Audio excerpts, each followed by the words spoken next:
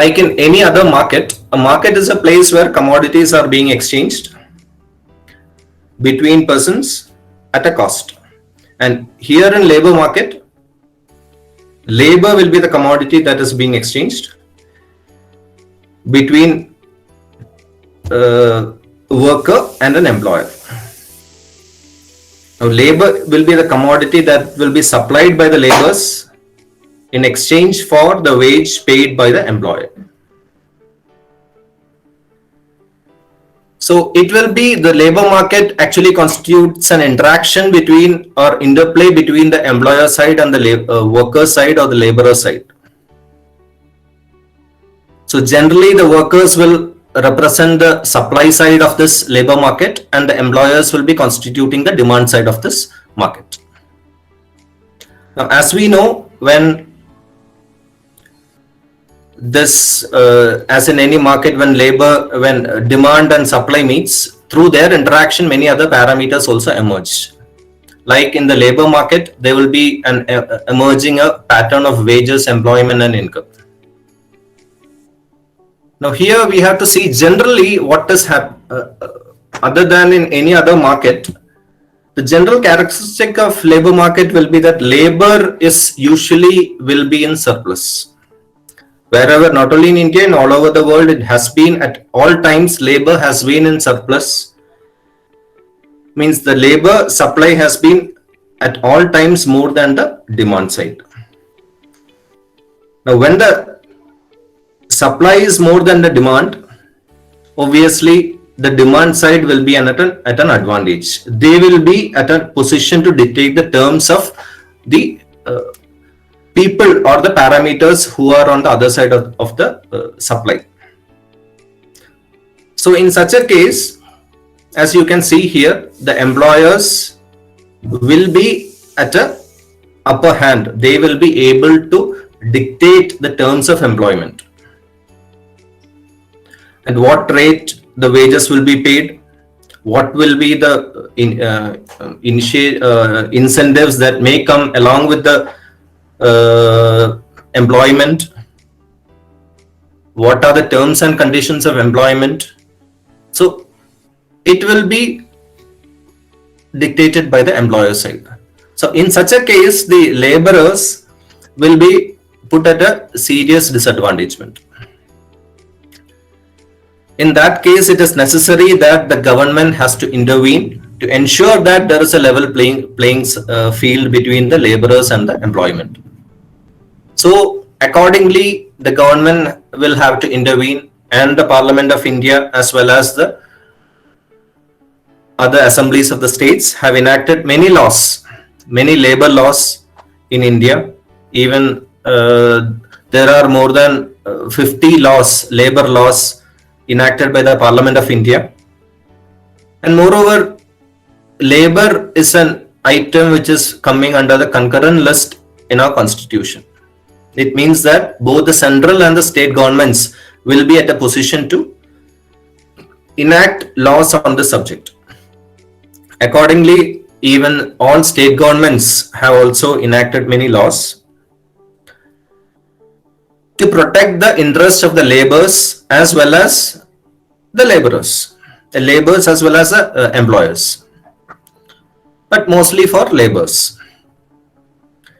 So, as I already told you, since the labor is at a surplus side, whenever the demand goes, the supply is on a higher side and the demand is less, the prices of those commodities will come down. Obviously, the wages that are paid by the employer can also come down in such a situation. So, in order to prevent such issues and to ensure that the laborers are paid reasonable wages or their entitled or rightful wages, government will come up with other interventions such as minimum wage. So nobody can pay a wage below that notified statutory wage. A government നിശ്ചയിച്ച ആ വേജിന് കീഴിൽ ആർക്കും payment നടത്താൻ പറ്റില്ല. It will become a criminal offense. So those are the government interventions that come along with in such a labor market. So apart from labor and employers, the government will also be an important player in the labor market. So moving forward, we'll go for the labor force. What is a labor force? We know that the entire population, we can classify them as working age population or non-working age population. In generally in India and all over the world, it will be somewhere between say 16 years to 60 years. The working age population will be generally adult population between say 16 years to 60 years. So that you can see in that image on the left side, the groups in the labor market, where it is written the total we will be talking about. So labor force will be totally constituting we will be talking only about the working age population, that is between the 16 years to 60 years. Now in this working age population, you have two components, which is the labor force and which is those people who are not in the labor force. Now the labor force means the number of people of working age who are either employed or actively looking for work. That is, it constitutes both the employed people as well as the unemployed people. That is how labor force is defined. Now, who are not in the labor force? Those will be people who are not looking for job as such for many reasons. For example, students like you. Students who are, you are studying now, so you are not looking for an employment during this time. So once you complete your graduation or post-graduation, or you start looking for a job, you will be considered as part of the labor force. Now, other example is, say housewives who have decided not to work. So they are also not looking for any employment. Others are those people who have already retired within 60 years. I'll say, for example, Kerala government has a retirement age at 56 years. So maybe they retired at 56 years, but they are still considered in our government definition as working age. So they won't be, but since they are retired, they won't be considered as part of the labor force. Or those who are institutionalized, say those people who are convicted and who are imprisoned in prisons. So they are also not in a position to work. So apart from that, all those people who are employed, who are currently unemployed, all those who are actively looking for work, ജോലി അന്വേഷിച്ചുകൊണ്ടിരിക്കുന്നവരും, ഇപ്പൊ PSC നമ്മൾ register ചെയ്ത് നമ്മൾ ജോലി അന്വേഷിച്ചുകൊണ്ടിരിക്കുകയാണ് അല്ലെങ്കിൽ അതിനുവേണ്ടി പഠിക്കുകയാണ്, അപ്പോൾ they will also be considered as part of labor force. Now another important parameter is the labor force participation rate. That is, it is just it is expressed as the proportion of labor force divided by the working age population. That is the labor force participation rate. How many people constitute the labor force within the entire working age population? Now this labor force is the parameter on which the unemployment rate of any country is measured. So unemployment rate is measured as the number of people out of the labor force who are unemployed. I told you that labor force consists of both employed and unemployed people. So unemployed people out of labor force will give you the percentage of unemployment. Say for example, in India right now, it is around, unemployment rate in India is around say 9 to 10%. Say 10%. It means that out of 100 people in the labor force, 10 are unemployed and 90 are employed.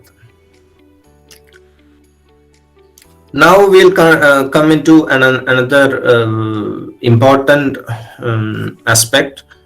Now in this labor market or in the Indian economy, the entire economy is divided into two sectors of employment, which are generally known as formal or informal sectors. Formal sector is also known as organized sector, and informal sector is also known as unorganized sector.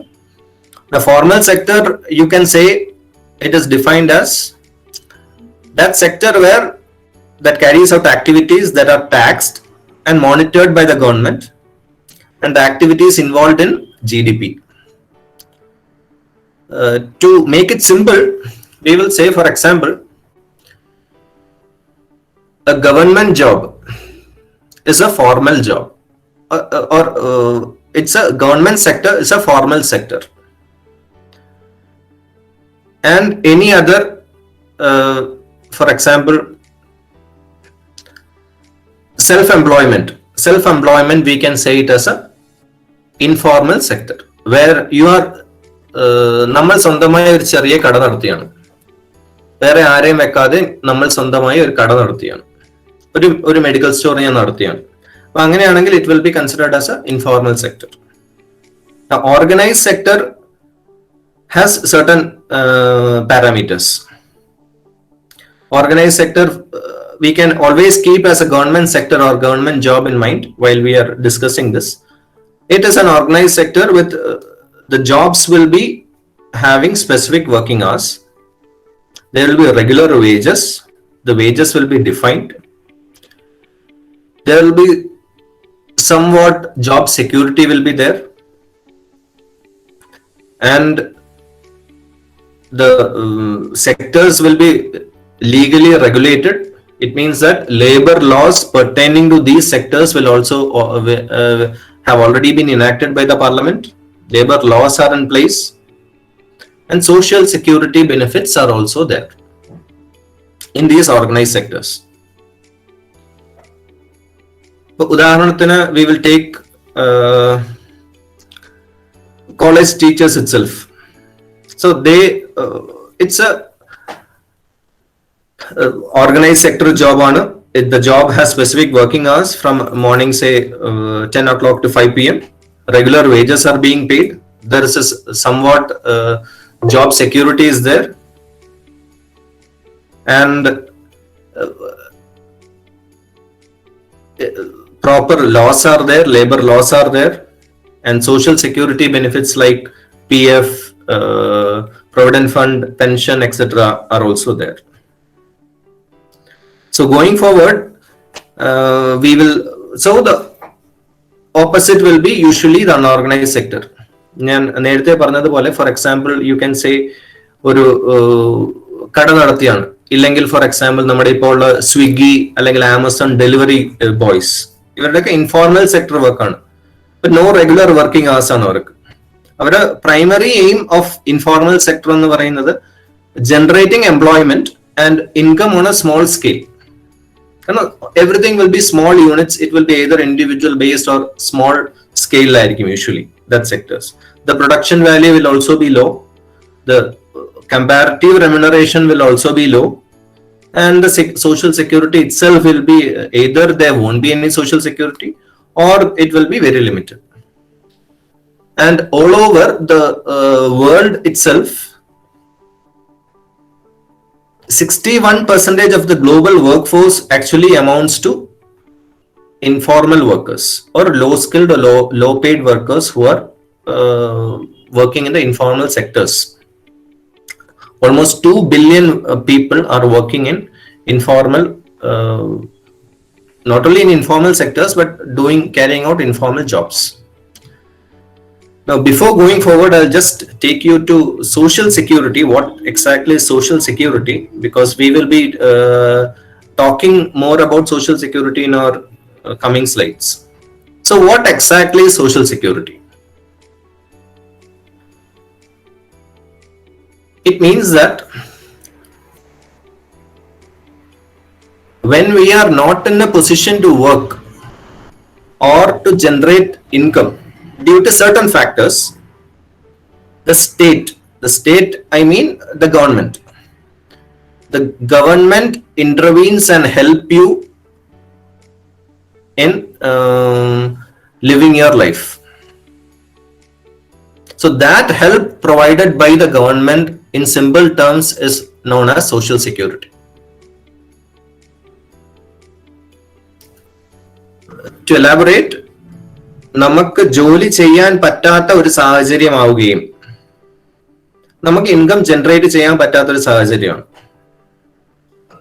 For example, ഞാൻ ഒരു ആക്സിഡന്റിൽ പെട്ടു, I am now bound to bed.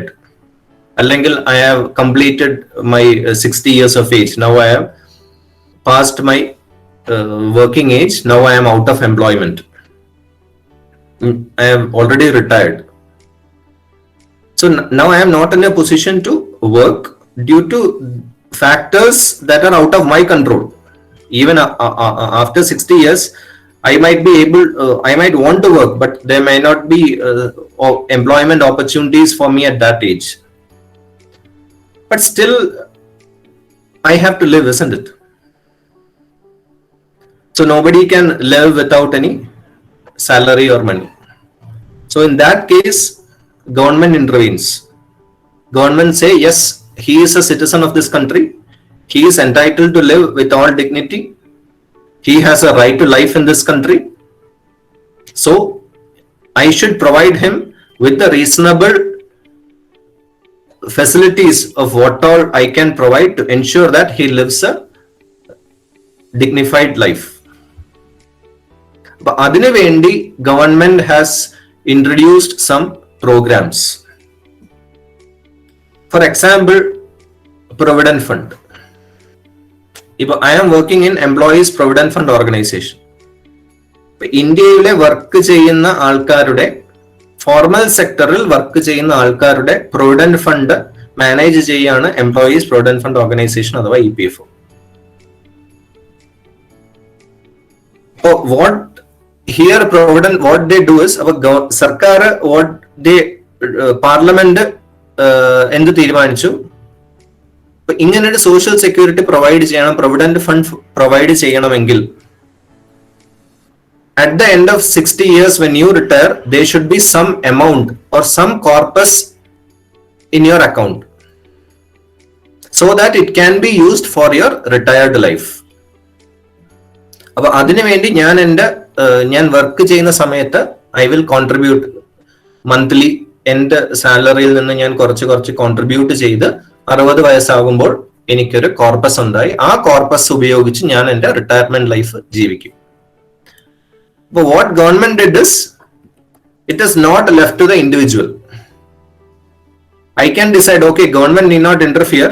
I will make my own savings and I will save for my retired life. But it is not necessary that our situation or our income may not be much that we will be in a position to save. അപ്പോൾ അതിന് government തീരുമാനിച്ചു, no, it cannot be left to individuals. So government ഒരു നിയമം പാസാക്കി, എല്ലാവരും നിർബന്ധിതമായി they have to contribute 10 or 12% of their salary to Provident Fund. അപ്പൊ ഈ work ചെയ്യുന്ന, ഫോർമൽ സെക്ടറിൽ വർക്ക് ചെയ്യുന്ന എല്ലാവരുടെയും 12% of സാലറി പ്രൊവിഡന്റ് ഫണ്ടിലോട്ട് ഡിഡക്ട് ചെയ്യുന്നു. ആ ഡിഡക്ട് ചെയ്തതിന് ബാക്കി മാത്രമേ അവർക്ക് കയ്യിൽ കൊടുക്കുള്ളൂ. അതിനുള്ള നിയമം ഇന്ത്യയിലുണ്ട്. ഇനി എന്നിട്ട് ഗവൺമെന്റ് തന്നെ എംപ്ലോയറുടെ അടുത്തും പറഞ്ഞു, എംപ്ലോയിഡിൽ നിന്ന് പിടിച്ചാൽ മാത്രം പോരാ, എംപ്ലോയർ ഷുഡ് ഓൾസോ കോൺട്രിബ്യൂട്ട് 12%. അതും നിങ്ങൾ എംപ്ലോയിക്ക് വേണ്ടി നിങ്ങളുടെ ചെലവിൽ, നിങ്ങളുടെ out of the employer's pocket you have to contribute 12% and contribute to his provident fund. Because he is working for your company. As an employer, it is your responsibility to ensure that even after his retirement, he has to save something and he has to live his life. അങ്ങനെ എല്ലാ മാസവും 12% of employee salary and 12% from the employer's pocket, they are contributing to Provident Fund. So that at their retired life, they can live a reasonably good life. അതുപോലെ തന്നെയാണ് pension. അപ്പൊ ഈ പിന്നെ സ്റ്റേറ്റിൽ നിന്ന് തീരുമാനിക്കുന്നു. ഇപ്പൊ തന്നെ പല സ്റ്റേറ്റ് ഗവൺമെന്റിലും സെൻട്രൽ ഗവൺമെന്റിന്റെയും വക ഒരുപാട് ക്ഷേമ പെൻഷനുകളുണ്ട്. അപ്പൊ all these welfare pensions are part of social security. Because government decides that now you are out of employment or you are not in a position to work, so you are entitled. It is, as a government, it is our responsibility to help you live. അപ്പൊ അതിനു വേണ്ടി അവർ എല്ലാ ക്ഷേമ പെൻഷനും, ഇപ്പോ for example in today's Kerala's budget also we have seen ക്ഷേമ pension ഇത്ര രൂപയായി ഉയർത്തി. അപ്പോൾ even central government has also many schemes. All state governments have many such schemes for welfare pensions. Appo adakke they are all part of social security. It is a government has a obligation to help the people who are not in a position to work or for employment. അല്ലെങ്കിൽ health services, ഇപ്പോ formal സെക്ടറിൽ work ചെയ്യുന്ന ഒരുപാട് പേർക്ക് ESI ഉണ്ട്. നിങ്ങൾ കേട്ടിട്ടുണ്ടാവും ESI. നിങ്ങളുടെ തന്നെ ഫാമിലീസിൽ പലരും ESIയും പെൻഷനും ഒക്കെ മേടിക്കുന്നവരായിരിക്കും. ESI എന്ന് പറഞ്ഞാൽ എംപ്ലോയർ ഒരു കോൺട്രിബ്യൂഷൻ, ഇത്ര ശമ്പളത്തിന്റെ 4% എംപ്ലോയറിന്റെ പോക്കറ്റിൽ നിന്ന് അവര് ESI ഫണ്ടിലേക്ക് കൊടുക്കുകയാണ് എംപ്ലോയിക്ക് വേണ്ടി. അപ്പോൾ എംപ്ലോയിക്ക് എന്തെങ്കിലും അസുഖം വന്നാൽ അവർ ESI ആശുപത്രിയിൽ പോകും. They are having an ESI card and they pay it and they take the health services. അതുപോലെ തന്നെ പിന്നെ കോമ്പൻസേഷൻ. ഫോർ എക്സാമ്പിൾ, ഇന്ത്യയിൽ generally there is no formal sector in India. ഈ higher and fire policy is limited. നമുക്ക് ഒരു കമ്പനിയിൽ ഒരാളെ ജോലിക്ക് എടുത്തിട്ട് പിറ്റേ ദിവസം തന്നെ ഓക്കെ നാളെ മുതൽ നീ വരണ്ട എന്ന് പറയാനുള്ളൊരു ഓപ്ഷൻ ഇല്ല. അയാളെ പിരിച്ചു വിടണമെങ്കിൽ there is a lay down procedure. ആ പ്രൊസീജിയർ അനുസരിച്ച് മാത്രമേ നമുക്ക് അയാളെ പിരിച്ചുവിടാൻ പറ്റുള്ളൂ. അയാൾക്ക് 1 month നോട്ടീസ് നൽകണം. അയാൾക്ക് എന്താണ് പറയാനുള്ളതെന്ന് നമുക്ക് കേൾക്കണം. എന്തുകൊണ്ടാണ് അയാളെ പിരിച്ചുവിടുന്നത് എന്നുള്ളത് ചിലപ്പോൾ ലേബർ ഡിപ്പാർട്ട്മെന്റിനോട് വ്യക്തമാക്കേണ്ടി വരും. അപ്പൊ അങ്ങനെ നോട്ടീസ് പീരീഡ് നൽകാതെ അയാളെ പിരിച്ചു വിട്ടു കഴിഞ്ഞാൽ അതിനുള്ള കോമ്പൻസേഷൻ അയാൾക്ക് കൊടുക്കേണ്ടി വരും. പിന്നെ it can happen that you die while in service. So in that case you were the only earning member of your family. It will put your family in distress. So in such case there should be an insurance policy. If you die while in service, your an insurance amount should be paid to your family. Or maternity benefits. We all know that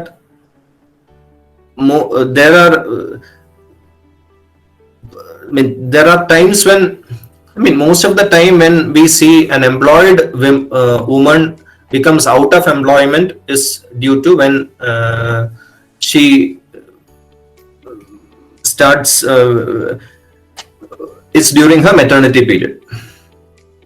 അപ്പൊ അങ്ങനെ വരുമ്പോൾ ഇപ്പോ maternity should not be a factor in limiting or അവരുടെ തൊഴിൽ സാധ്യതയെ ഇല്ലാതാക്കുന്ന ഒരു process ആവരുത് മെറ്റേണിറ്റി എന്ന് പറയുന്നത്. അതിനുശേഷവും അവർക്ക് ജോലി ചെയ്യാനുള്ള സാഹചര്യം ഉണ്ടാവണം. മെറ്റേണിറ്റി പീരീഡിൽ പോലും അവർക്ക് പെയ്ഡ് ലീവ് കൊടുക്കണം. അങ്ങനെ ഉള്ള ഒരു these are part of human rights it self now. അപ്പൊ അങ്ങനെയുള്ള ഇതുപോലെയുള്ള ബെനിഫിറ്റ്സിനെയാണ് നമ്മൾ സോഷ്യൽ സെക്യൂരിറ്റി എന്ന് പറയുന്നത്. Now social security is officially recognized by right to social security is officially recognized by International Labour Organization, and it is also included in the Universal Declaration of Human Rights by United Nations, and even our constitution has includes it in our constitution under directive principles of state policy. So I hope you might have got a brief on what is a social security. Appo formal sector has social security benefit ennu parnal, yes, they have benefits like paid leave, they have benefits like provident fund, they have benefits like ESI, maternity benefits, maternity leave കാണും. But all these are part of formal sectors. Now even the formal sector എന്ന് പറഞ്ഞാൽ തന്നെ ആ formal സെക്ടറിൽ തന്നെ labour രണ്ടായിട്ടാണ് classify ചെയ്തിരിക്കുന്നത്, as formal workers and informal workers. Because ഈ formal സെക്ടറിൽ തന്നെ there are many informal workers who are not covered under any social security. Mostly they will be casual workers. Formal workers will be protected by labor laws. Usually formal workers are organized സെക്ടറിലായിരിക്കും, അവർക്ക് social security benefit കാണും. Indian labor market, as any other labor market, it is dualistic. It does consist of formal labors and informal labors. And as you can see here, it is highly inequitable.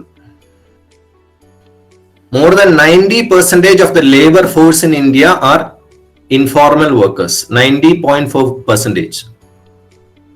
That is only 9.6% of the entire workforce in India is having some sort of a social security benefit. For example, if COVID vannapol many industries had to be closed down. ഈ close down ആയ industries എല്ലാം അവിടെയുള്ളവർക്ക് ജോലി നഷ്ടപ്പെട്ടു. അപ്പൊ ഈ ഒരു social സെക്യൂരിറ്റിയും ഇല്ലാതിരുന്ന informal workers were put at a greater disadvantage than the other formal workers. Now we will continue here as a what are the types of employment here. In this here we can see we can roughly classify them as regular wage salaried, which will be in here itself it will be having regular formal workers and regular informal workers. Then there will be casual workers and self-employed. These are the three categories under which Indian labor market the employment is classified into. So here we have already told about the formal workers. What are the characteristics of a formal sector and formal labor? ഇവിടെ തന്നെ you should see that you can see that ഈ regular wage salary എന്ന് നമ്മൾ പറയുമ്പോൾ regular wage salary എന്ന് പറഞ്ഞാൽ they are usually getting a regular wage, monthly wage ആയിട്ട് അവർക്ക് വേജ് കിട്ടുന്നുണ്ട്. For example, as I told you, government sector, which they will be coming under regular formal workers. Now there are other regular informal workers. അവർക്ക് regularise ശമ്പളം കിട്ടുന്നുണ്ട് at the end of the month. But they are not having other social security benefits.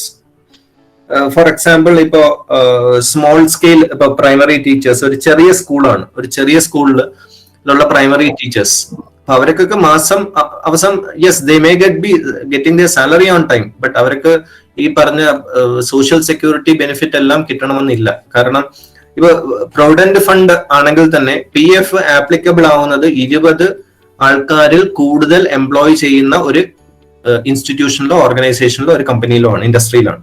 അപ്പൊ അതിന് താഴെ ഒരു 15 പേര് work ചെയ്യുന്ന ഒരു ചെറിയ കമ്പനി ആണെങ്കിൽ അവർക്ക് PF ബെനിഫിറ്റ്സ് കിട്ടില്ല. പക്ഷെ എന്നാൽ അവർക്ക് റെഗുലറായി വേജ് വരുന്നുണ്ട്. അല്ലെങ്കിൽ ഒരു സ്മോൾ സ്കെയിൽ ഇൻഡസ്ട്രി, അങ്ങനെയുള്ള വളരെ ചെറിയ രീതിയിൽ വർക്ക് ചെയ്യുന്ന ഒരു സ്മോൾ സ്കെയിൽ ഇൻഡസ്ട്രി, അതൊക്കെയാണ് റെഗുലർ ഇൻഫോർമൽ വർക്കേഴ്സ്. ഇനി casual workers are usually, for example, നമുക്കറിയാം construction workers, they are usually casual workers. കാരണം അവർ ഇന്ന് ഒരു സ്ഥലത്തായിരിക്കും വർക്ക് ചെയ്യുന്നത്, നാളെ അവർ വേറൊരു സൈറ്റിൽ പോയി അവിടെ ആയിരിക്കും വർക്ക് ചെയ്യുന്നത്. പിന്നെ ഹോട്ടൽസ് ആൻഡ് ഹോട്ടൽസിൽ വർക്ക് ചെയ്യുന്നവര് അവരും ഇന്ന് ഒരു ഹോട്ടലിലാണെങ്കിൽ നാളെ ഒരുപക്ഷെ അവർക്ക് വേറൊരു സ്ഥലത്ത് ബെറ്റർ ഓപ്പർച്യൂണിറ്റി, അല്ലെങ്കിൽ അവർ സ്ഥലം മാറി വേറൊരു സ്ഥലത്ത് പോകുമ്പോൾ അവിടെ ആയിരിക്കും. അങ്ങനെയുള്ളവരാണ് കാഷ്വൽ വർക്കേഴ്സ്. അല്ലെങ്കിൽ നമ്മുടെ ഇപ്പോ പലർക്കും ഇപ്പോ കോൺട്രാക്ട് എംപ്ലോയീസ് കൂടുതലും കാഷ്വൽ വർക്കേഴ്സ് ആയിരിക്കും. ഇപ്പൊ നമ്മുടെ സെക്യൂരിറ്റി, ഇപ്പൊ നിങ്ങളുടെ തന്നെ ഒരുപക്ഷെ കോളേജിലെ സെക്യൂരിറ്റി അല്ലെങ്കിൽ ഹൗസ് കീപ്പിംഗ് സ്റ്റാഫ്, ഇവരൊക്കെ ക്ലീനിങ് സ്റ്റാഫ്, ഇവരൊക്കെ they might be taken on contract. അപ്പൊ അവരൊക്കെ കാഷ്വൽ വർക്കേഴ്സ് ആണ്. ഇനി self employed. Now this regular wage salaried എന്ന് പറഞ്ഞാൽ total workforce ന്റെ 24%, only 24% is regular wage salaried. Casual workers is also 24%. Now more than 50% are self-employed. Now self-employed mostly they might be in agriculture or ചെറിയ കടകൾ നടത്തുന്ന, സ്വന്തമായ ഒരു കട നടത്തുന്നവരാണ്, ചെറിയ ചെറുകിട വ്യവസായം നടത്തുന്നവര്. അല്ലെങ്കിൽ അൺപെയ്ഡ് ആയിട്ട് നടക്കുന്ന ഫാമിലി വർക്കേഴ്സ്, അത് കൂടുതലും അഗ്രികൾച്ചറിലായിരിക്കും. അല്ലെങ്കിൽ ഇപ്പോ ഫോർ എക്സാമ്പിൾ ചെറുതായിട്ട് ഒരു ഗോൾഡ് സ്മിത്ത്, അവരുടെ ഫാമിലി മുഴുവനും അതിനകത്ത് വർക്ക് ചെയ്യുന്നവരായിരിക്കും. അപ്പൊ അങ്ങനെ സെൽഫ് എംപ്ലോയിഡ്. ഇനി സെൽഫ് എംപ്ലോയിഡിൽ തന്നെ നമുക്ക് പറയാം നമ്മുടെ വീട്ടിൽ വരുന്ന ഇലക്ട്രീഷ്യൻ, പ്ലംബേഴ്സ്, ഇങ്ങനെയുള്ളവരെല്ലാം സെൽഫ് എംപ്ലോയിഡ് ആണ്. As I told you earlier, ഇപ്പോ ഉള്ള സ്വിഗ്ഗി അല്ലെങ്കിൽ ആമസോൺ ഡെലിവറി ഗൈ, ഇവരെല്ലാം കാരണം they can be considered as casual workers. അപ്പോ ഈ റെഗുലർ വേജ് സാലറിക്കകത്ത് തന്നെ ഒരു സോഷ്യൽ സെക്യൂരിറ്റി ബെനിഫിറ്റ് എങ്കിലും ഉള്ള വെറും 40% ആൾക്കാർ മാത്രമേ ഉള്ളൂ. ബാക്കിയുള്ള 60% they are regular informal workers ആണ് with limited or no social security. ഈ 1% സോഷ്യൽ സെക്യൂരിറ്റി എങ്കിലും ഉള്ളവരാണ് ഈ they constitute only 9.6% of the workforce. അതാണ് what we saw here. Total Indian labour മാർക്കറ്റിന് 9.6% മാത്രമേ ഫോർമൽ വർക്കേഴ്സിൽ വരുന്നുള്ളൂ. So what and the remaining are 90%, more than 90% are informal workers with very less or no social security benefit at all. ഇപ്പൊ casual workers തന്നെ ആണ് ഇപ്പൊ domestic help ആയിട്ട് വരുന്ന ആൾക്കാർ. ഇനിയിപ്പോ റെഗുലർ വേജ് സാലറിയിൽ തന്നെ എല്ലാ സോഷ്യൽ സെക്യൂരിറ്റി ബെനിഫിറ്റ്സും എല്ലാം റീസണബിൾ ആയിട്ടുള്ള എല്ലാ സോഷ്യൽ സെക്യൂരിറ്റി ബെനിഫിറ്റും വെറും 17% ആൾക്കാർക്ക് മാത്രമേ ഉള്ളൂ. They constitute only 4.2% of the entire workforce. So see how small that number is. ഇന്ത്യയിൽ ജോലി ചെയ്യുന്ന ലേബർ ഫോഴ്സിലുള്ള 4.2% ആൾക്കാർക്ക് മാത്രമേ ഒരു മാക്സിമം സോഷ്യൽ സെക്യൂരിറ്റി ബെനിഫിറ്റോട് കൂടിയുള്ള ഒരു എംപ്ലോയ്മെന്റ് തന്നെ ഉള്ളൂ. അപ്പൊ അങ്ങനെയുള്ള ജോബ് എന്ന് പറഞ്ഞാൽ ഇപ്പൊ യുണൈറ്റഡ് നേഷൻസിന്റെ സസ്റ്റൈനബിൾ ഡെവലപ്മെന്റ് ഗോൾസ് ഉണ്ട് 2015 to 2030. അപ്പൊ അതിനകത്തെ ഒരു പറയുന്നു സസ്റ്റൈനബിൾ ഡെവലപ്മെന്റ് ഗോൾ 8 എന്ന് പറയുന്നത് എല്ലാവർക്കും ഒരു ഗുഡ് ജോബ് അല്ലെങ്കിൽ ഒരു ഡീസന്റ് വർക്ക് കൊടുക്കണം എന്നാണ് അവരുടെ ഒരു ടാർഗറ്റ് വെച്ചിരിക്കുന്നത്. അപ്പോ അങ്ങനെ ഈ ഒരു good job or decent work എന്ന് ക്ലാസിഫൈ ചെയ്യാൻ പറ്റുന്നത് ഈ 4.2% ഓഫ് ദ വർക്ക് ഫോഴ്സ് മാത്രമാണ്. കാരണം when you are working in some job, when you are putting your efforts, when you are contributing your labor in the labor market, you should be also guaranteed with other certain your entitlement like social security. Only then it would be classified as a good job or decent work. കാരണം നിങ്ങൾക്ക് ഒരു സമയത്ത് ജോലി ചെയ്യാൻ പറ്റാതായി പോയി കഴിഞ്ഞാൽ പോലും your life should go on. അങ്ങനെ ഉള്ള ഒരു ജോബാണ് it is classified as a good job or a decent work. So as students or as future prospects of the labor market, your target should be to enter into this 4.2% of the workforce. That is very important. So that should be your aim to get this, to enter into this 4.2% of the workforce, to have a proper job with a proper social security benefits. So in that we can classify them as 4: regular formal employment, regular informal employment, self-employment and casual employment. Now employment and education has a straightforward correlation. As you told, the latter two categories, self-employment and casual employment, usually the people in these two categories will be relatively less educated and their work arrangement will be highly precarious and there is a high probability of unemployment. എപ്പം വേണമെങ്കിൽ ജോലി പോകാം എന്നുള്ളൊരു ചാൻസിലാണ് അവരിയ്ക്കുന്നത്. For example, ഇപ്പോൾ നമുക്ക് ഒരു regular formal എംപ്ലോയ്മെന്റിൽ there will be a contract. When you enter into a job, there will be a contract between the employer and the employee. Written ആയിട്ട് നമ്മൾ, for example, if you are joining a software company, they will be joining ടൈമിൽ തന്നെ you will be entering into a contract between the employee and the employer, so that there is you also have some say while you are in employment. The terms and condition of employment will be laid down. You cannot simply fire a person tomorrow and say from tomorrow you cannot come. You will have to be given at least 1 or 3 months notice period. So in case you are fired before that, you will have to be paid compensation. What are your entitlements while in the job? അങ്ങനെയുള്ള terms and conditions ആ കോൺട്രാക്റ്റിൽ തന്നെ എഴുതിയിരിക്കും. അങ്ങനെയുള്ള ഒരു കോൺട്രാക്റ്റിൽ ഉള്ളത് തന്നെ ഈ 4.2% മാത്രമേ കാണുള്ളൂ. So if you are having such a, it will be aiding your job security. So അല്ലെങ്കിൽ what is happening is there will be a high probability of unemployment ആയിരിക്കും ബാക്കിയുള്ളവർക്ക്. എപ്പം വേണമെങ്കിലും അവർക്ക് ജോലി പോയി. ഇപ്പൊ ഹോട്ടലിൽ ജോലി ചെയ്യുന്ന ഒരു വ്യക്തിക്ക് മുതലാളിക്ക് നാളെ പറയാം, no you can stop working from tomorrow. ഒരു സ്മോൾ ഹോട്ടലിന്റെ കാര്യമാണ് ഞാൻ പറഞ്ഞത്. there is no need for you to come from tomorrow, his job is gone.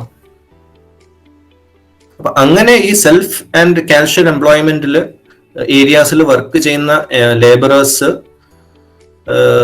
are more prone to such unemployment, job losses.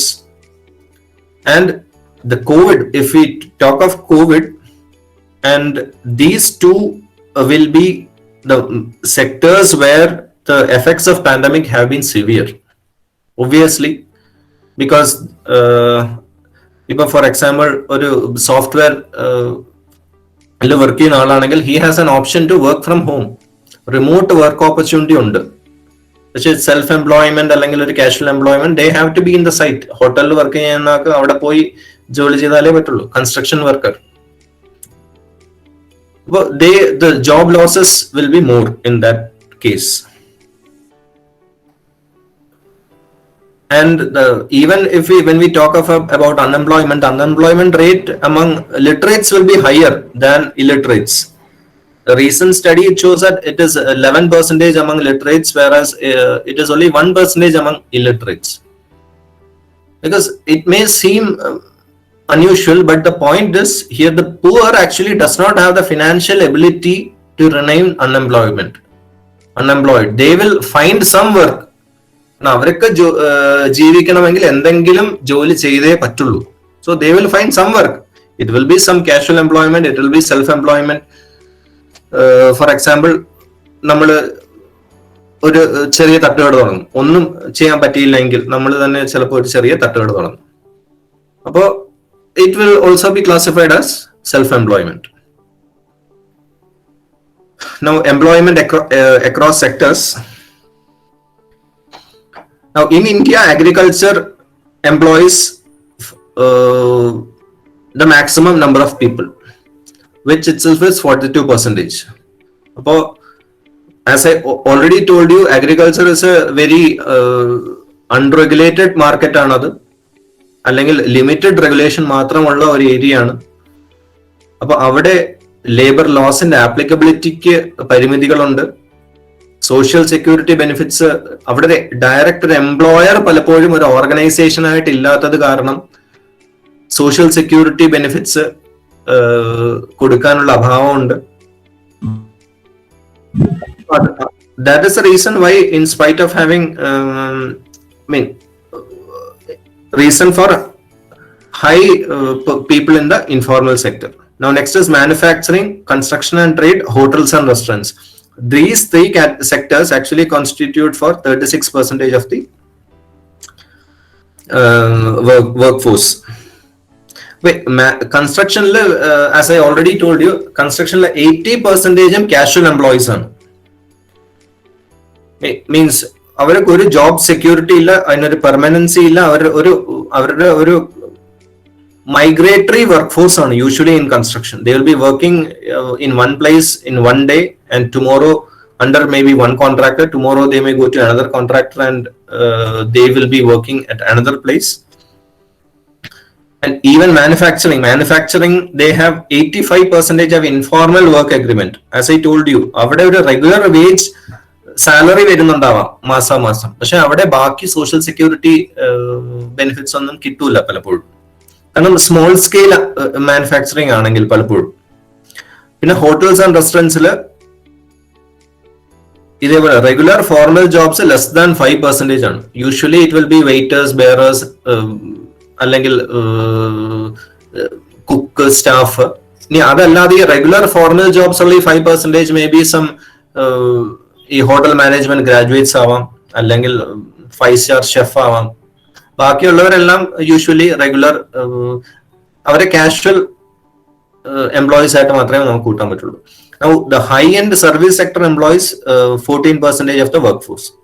High-end service usually has skilled work on, skilled labor which will be employed there. Areas like finance, communication and technology, or public administration, health, education, but ഇവരൊക്കെ less affected ആണ്.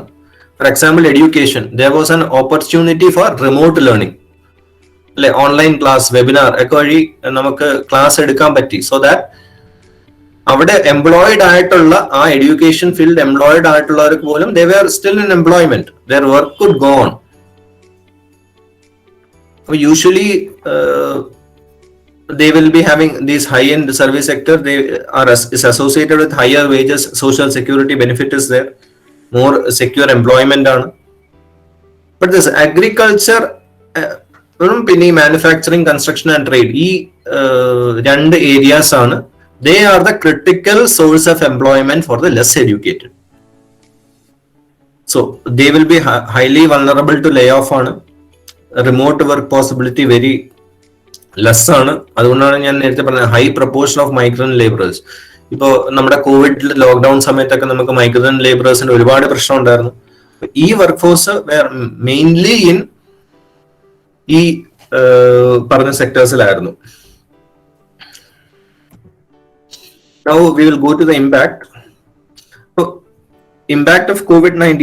Now, what were the major factors? എന്തൊക്കെയായിരുന്നു what contributed to labor COVID-19? And that you also know most of the reasons. First, pandemic. When a lockdown won, it was totally locked down. There was no production. There was no demand. എല്ലാരും വീട്ടിനകത്തായിരുന്നു.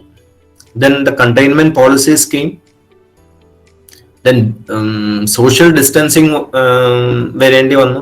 Social distancing has affected both production side as well as the demand side. In production side, we know how industries work. They will be jam packed. Usually high industries എല്ലാം jam packed ആയിട്ടാണ് work ചെയ്യുന്നത്. High number of people will be working there.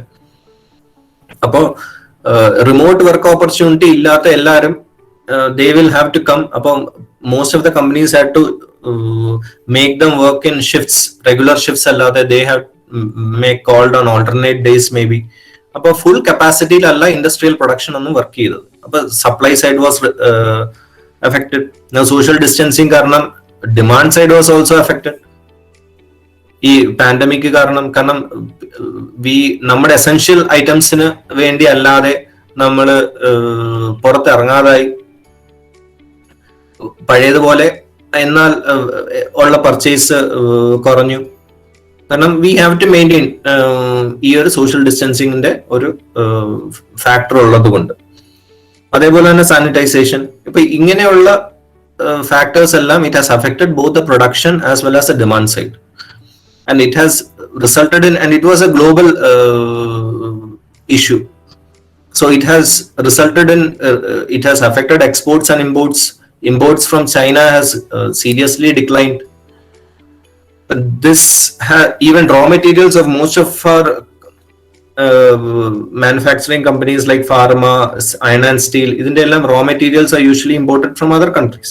So idinte ellam supply side il oru disruption undavugayum അതിനെ serious ആയി അതിന്റെ പ്രൊഡക്ഷനെ affect ചെയ്യുകയും ചെയ്തു. പിന്നെ ഫോൾ ഓഫ് ഡിമാൻഡ്.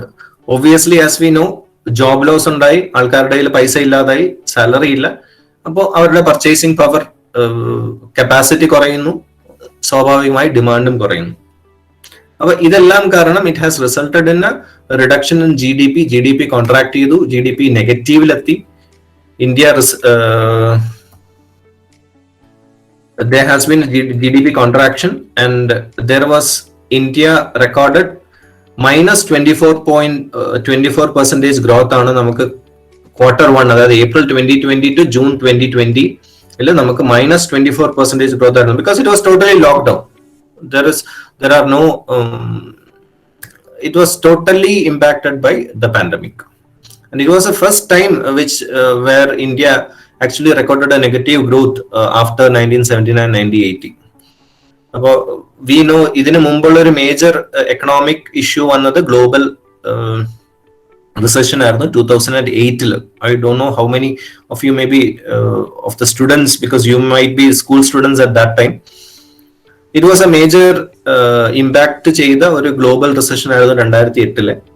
അപ്പൊ അത് ആ സമയത്ത് പോലും നമുക്കൊരു നെഗറ്റീവ് ഗ്രോത്തിലോട്ട് ഇന്ത്യ പോയിട്ടില്ല. It was even slow down. നമ്മുടെ ഗ്രോത്ത് റേറ്റ് കുറഞ്ഞിട്ടുണ്ട്, പക്ഷെ we never went to negative growth. അപ്പൊ നെഗറ്റീവ് ഗ്രോത്തിലോട്ട് പോയ പതിറ്റാണ്ടുകൾക്ക് ശേഷമാണ് ഇന്ത്യ നെഗറ്റീവ് ഗ്രോത്തിലോട്ട് പോകുന്നത്. But as things progress in the second quarter we picked up, and even though the growth rate was still negative at minus 7.5%, but comparatively we have greatly improved over the first quarter. It means that yes, we are recovering. Recovery has started by the second quarter of the financial year, and the government also started many interventions for those other recovery ki vendi. Government also, the interventions of the government was the most critical one. And the sectors most affected, as I already told, trade, hotels, transport, communication and services related to broadcasting. Construction industry was affected. And the most hit sectors aviation ആണ്, flight എല്ലാം നിർത്തി. Hospitality and tourism, നമ്മളെങ്ങും യാത്ര ചെയ്യാതായി, എല്ലാവരും വീട്ടിനകത്തായി. Tourism and hospitality, ഹോട്ടലുകളിൽ പോയി താമസിക്കാൻ നമുക്ക് we were having our own issues with that. അപ്പോൾ these areas were significantly hit. Then construction industry, but by the second quarter government opened up the construction industry with guidelines, so it started picking up. Then mining and quarrying, manufacturing, idana the most affected sectors. But these all resulted in less revenue to the government also. Now, due to this negative growth rate, now our index of industrial production, IIP, went down, GDP went down. Now this because of this, now the government came up with maximum interventions. Now the government policy was based on Keynesian economics, because as economic students you might be knowing what Keynesian economics is. So it was mainly focused on how to get more money in the hands of the people. And as you know, Keynesian economics, John Maynard Keynes, Great Depression of 1930 samayathu he only introduced a concept aanu. Then ee recession maaran vendi allengil ee negative growth മാറ്റാൻ വേണ്ടി what is required to be done is you give more money in the hands of the people. ജനങ്ങളുടെ കയ്യിൽ കൂടുതൽ പൈസ കൊടുക്കുക. So what will happen if more money comes to the people? It will raise the demand. ആൾക്കാർക്ക് കൂടുതൽ പൈസ വരുന്നു, അവര് അപ്പം ഡിമാൻഡ് കൂടുന്നു. ആ ഡിമാൻഡിന്റെ ബേസിസിൽ obviously supply has to pick up. അപ്പോൾ ആ ഇൻക്രീസിങ് ഡിമാൻഡ് മൊത്ത എക്കണോമിയെ റിവൈവ് ചെയ്തെടുക്കുന്നു. അതാണ് basic theory of Keynesian economics. 2008 recession സമയത്തും ഇത് തന്നെയായിരുന്നു ദ ഗവൺമെന്റ് പോളിസി. അപ്പൊ ആ സമയത്താണ് കൂടുതലും നമ്മുടെ MGNREG തൊഴിലുറപ്പ് പദ്ധതി, Mahatma Gandhi national employment guarantee scheme, അപ്പൊ ഇതൊക്കെ ഇൻട്രൊഡ്യൂസ് ചെയ്യുകയും അവരൊക്കെ തൊഴിൽ കൊടുക്കുക. പണ്ട് കെയ്ൻസ് പറഞ്ഞത് ഒന്നും വേണ്ട, ആൾക്കാര് 2 കുഴി കുഴിക്കട്ടെ, എന്നിട്ട് അവരുടെ അടുത്തത് മൂടാനും പറയുക, എന്നിട്ട് അവർക്ക് അതിനുള്ള കാശും കൊടുക്കുക. അവരുടെ കയ്യിൽ കാശ് വരുമ്പോൾ അവര് സാധനങ്ങൾ പർച്ചേസ് ചെയ്യാൻ വേണ്ടി അവരുടെ ഡിമാൻഡ് ഇൻക്രീസ് ചെയ്യും. അപ്പൊ ഹിയർ ഓൾസോ, അപ്പൊ അതിനുവേണ്ടിയാണ് നമ്മൾ ഈ തൊഴിലുറപ്പ് പദ്ധതിയുടെ ഓരോ റൂറൽ ഏരിയാസിൽ അവർക്ക് പഞ്ചായത്തിലൂടെ ഇത് നടപ്പിലാക്കി ഓരോ ചെറിയ ചെറിയ പദ്ധതികൾ അവർക്ക് കൊടുക്കുന്നു, വർക്ക് കൊടുക്കുന്നു, റൂറൽ പോപ്പുലേഷന് വർക്ക് കൊടുക്കുന്നു. അപ്പോൾ ഇതുവഴി ഗവൺമെന്റ് പൈസ ജനങ്ങളുടെ കയ്യിലേക്ക് എത്തിക്കുകയാണ്. അപ്പൊ ബേസിക് നീഡ്സിലാണ് പിന്നെ ഫോക്കസ് നടത്തിയത്. Basic needs, social security, employment, retainment and generation. അതുപോലെ തന്നെ measures for increasing demand, consumption and purchasing power. പിന്നെ ആസ് രഘുറാം രാജൻ ഈ സമയത്ത് പറഞ്ഞതാണ്, ഇപ്പൊ നമ്മൾ ലോൺ, ഇപ്പൊ ഗവൺമെന്റ് ഇതേപോലെ തന്നെ ബാക്കി സ്മോൾ സ്കെയിൽ ഇൻഡസ്ട്രി ഒക്കെ improve ചെയ്യാൻ വേണ്ടി, ഡിമാൻഡ് പിക്ക് ചെയ്യാൻ വേണ്ടി, പ്രൊഡക്ഷൻ പിക്ക് ചെയ്യാൻ വേണ്ടി we started giving loans. അപ്പോൾ he recently famously commented that loans take time to work. Hunger is an immediate problem. So that also has to be taken care by the government during this time. So adinu vendi directions were given, and the governments came up with community kitchens. Ipo namukku Kerala sarkarululladu pole kit കൊടുക്കാൻ തുടങ്ങി. അപ്പോൾ these are the interventions of the government to help people come out of this crisis. ഗവൺമെന്റിന്റെ ഭാഗത്തു നിന്നുള്ള expenditure ക്രമാതീതമായി വർദ്ധിച്ചു. It will, as you know, through their fiscal and monetary policies. As you know, it will be resulting in a fiscal deficit for the government of India or the concerned state governments. But since now this is the only option for us to come out of this slower growth phase or a recessionary growth phase.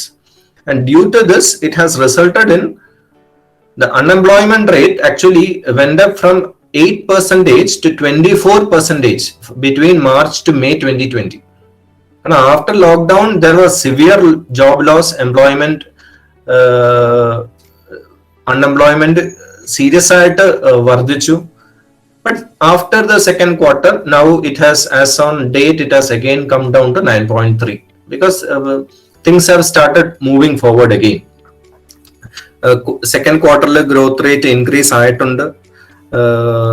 ആൾക്കാർക്ക് ഒരുപാട്, for example I will say, ഇപ്പോൾ government relief measures എടുക്കുകയാണെങ്കിൽ, ഇപ്പോൾ street വെൻഡേഴ്സിന് they were given compensation of ₹500 per month for next 3 months. Direct ആയിട്ട് അവരുടെ അക്കൗണ്ടിലോട്ട് ₹500 വീതം Jan Dhan account ഹോൾഡേഴ്സിന്റെ അക്കൗണ്ടിലോട്ട് ₹500 ഇട്ട് കൊടുത്തു. അതുപോലെ തന്നെ കൺസ്ട്രക്ഷൻ വർക്കേഴ്സിന്റെ ഈ സർക്കാർ സെസ് പിരിക്കുന്നുണ്ട് കൺസ്ട്രക്ഷൻ ഏരിയയിൽ നിന്ന്. അപ്പൊ ആ സെസ് ബോർഡിൽ നിന്ന് മാസം 1000 മുതൽ 5000 വരെ differing from between state governments, അത് അവർക്ക് ഡയറക്റ്റ് ആയിട്ട് അവരുടെ അക്കൗണ്ടിലോട്ട് ട്രാൻസ്ഫർ ചെയ്യാൻ പറഞ്ഞു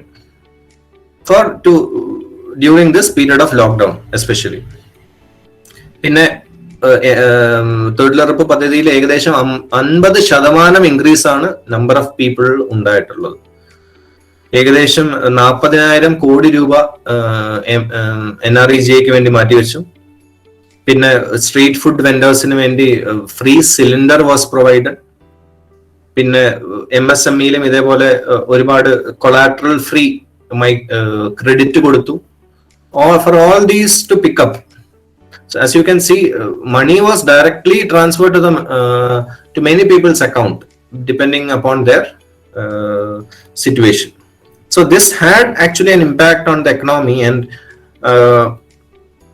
it resulted in a decrease in unemployment rate to 9.3%. Q2 growth rate increase and this has also നമ്മുടെ ഫിനാൻഷ്യൽ മാർക്കറ്റിനെയും ഇത് അത്യാവശ്യം കൊളാപ്സ് ചെയ്യാതെ അത് പിടിച്ചു നിർത്തി. നമ്മുടെ സെൻസെക്സും നിഫ്റ്റിയൊക്കെ it has come back. So these government interventions, it was how we were able to come back out of this COVID-19. But things are not still over yet. We are still in that phase. For example, PF, as I already told you, 12% എംപ്ലോയിയുടെ സാലറിയിൽ നിന്നും 12% എംപ്ലോയറുമാണ് contribute ചെയ്യുന്നത്. അപ്പൊ government ആണ് 3 മാസത്തേക്ക് both employee and employer share government contribute ചെയ്തു. അപ്പൊ 12% എംപ്ലോയിയുടെ ശമ്പളത്തിൽ നിന്ന് പിടിക്കുന്നത് അതും ലേബറിന്റെ കയ്യിൽ കിട്ടി. So he was also able to spend more. Then agriculture, manufacturing, construction and trade, hotels and restaurants were severely affected. And as you can guess correctly, the relatively less educated were actually disproportionately affected by COVID-19 shock. ഈ small traders, hawkers, street food vendors, daily wage earning labourers, ഇവരെല്ലാം seriously affected. The issue is ഈ social security net ഇല്ലാത്തത് കൊണ്ട് they can easily fall back into poverty.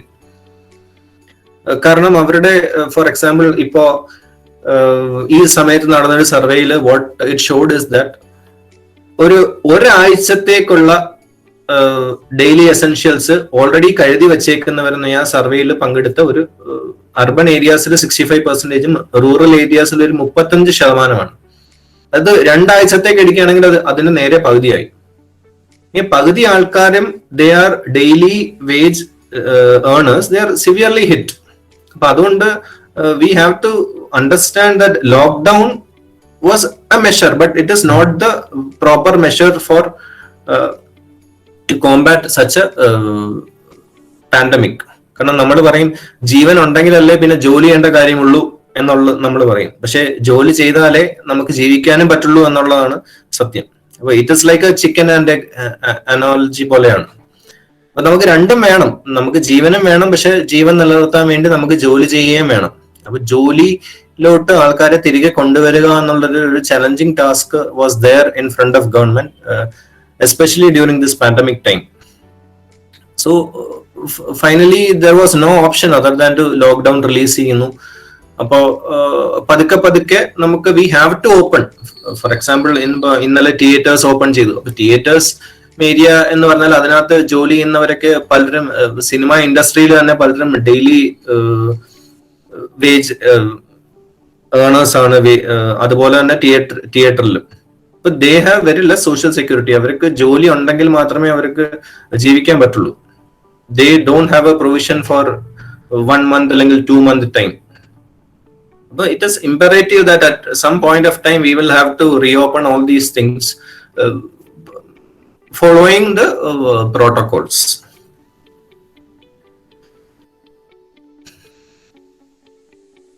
Then the labor laws in India, usually there are large number of labor laws in India, but recently now central government has decided to codify all 44 labor laws in India under 4 general headings. That is Code on Wages, Occupational Safety, Health and Working Conditions Code, Code on Social Security, industrial relations code 2020. അപ്പൊ നേരത്തെ ഉണ്ടായിരുന്ന ഒരുപാട് ഒരു പ്ലിത്തോറ of loss എല്ലാം കൂടെ codify ചെയ്ത് ഒരു 4 simple loss ആക്കി അതിന്റെ കീഴിൽ കൊണ്ടുവരാം എന്നുള്ളത്. കാരണം പലതും ഒരുപാട് കോൺട്രഡിക്ടറി ആയിട്ടുള്ള ഒരുപാട് കാര്യങ്ങൾ ഉണ്ടായിരുന്നു. അതെല്ലാം കൂടെ ഒന്ന് കൊഹിറന്റ് ആക്കി അത് സ്ട്രീം ലൈൻ ചെയ്യാന്ന ഉദ്ദേശത്തോടു കൂടിയാണ് ഗവൺമെന്റ് അത് ഇൻട്രൊഡ്യൂസ് ചെയ്തിരിക്കുന്നത്. So this is a brief and some interesting things. What we can say is, see, ഈ ഫോർമൽ സെക്ടറിൽ വർക്ക് ചെയ്യുന്നവരെ സംബന്ധിച്ചിടത്തോളം ആ 4.2% വാട്ട് ഹാസ് ഹാപ്പൻഡ് ഇസ് ആ ഒരു ഇന്ത്യയുടെ top 10 to 20% of India's company ഹൗസ് ഹോൾഡ് ഇൻഡിവിജ്വൽ അവരാണ് they spend the most. And ഇവർക്ക് ഈ സോഷ്യൽ സെക്യൂരിറ്റി നെറ്റ് ഉണ്ട്. പക്ഷെ ഈ ലോക്ക്ഡൌൺ കാരണം what happened is they came out with a better balance sheet. കാരണം അവരുടെ കൺസംഷൻ വാസ് സിവിയർലി അഫക്റ്റഡ്. അവരുടെ എക്സ്പെൻഡിച്ചർ ലോക്ക്ഡൌൺ കാരണം സീരിയസ് ആയിട്ട് കുറഞ്ഞു. പക്ഷെ income was there, study income ആയിരുന്നു. ഫോർ എക്സാമ്പിൾ ഇപ്പോ ഗവൺമെന്റ് ജോലിക്കാരെ അവരുടെ income was almost study, but their expenditure due to lockdown was cut down. So they came up with better savings. Hello? Appo they came up with a better savings. But savings is now likely to drive the investment and consumption in the coming months. Avare savings and they have more money, so hopefully demand may also increase. But the bottom 50%, it is like that they came up with a deteriorated balance sheet. Karanam their income was affected, seriously affected. But our basic consumption they will have to maintain. And the poor does not have that financial luxury to remain unemployed also. They will have to find some way or the other to find themselves in employment. So this is just a brief about how the labor market and the different sectors of the industry has been affected by COVID. So I'll bring an end to my presentation. Thank you all for your patient listening in this subject.